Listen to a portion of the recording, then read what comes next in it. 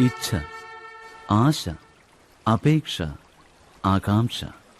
മാനവവംശത്തിന്റെ നിലനിൽപ്പ് ഇവയിലൂടെയാണ്. അങ്ങനെയല്ലേ? ആരെങ്കിലും നിങ്ങളോട് നിങ്ങൾ ആരാണെന്ന് ചോദിക്കുകയാണെങ്കിൽ നിങ്ങൾ നൽകുന്ന മറുപടി എന്തായിരിക്കും? ചിന്തിച്ചു നോക്കിയാലും.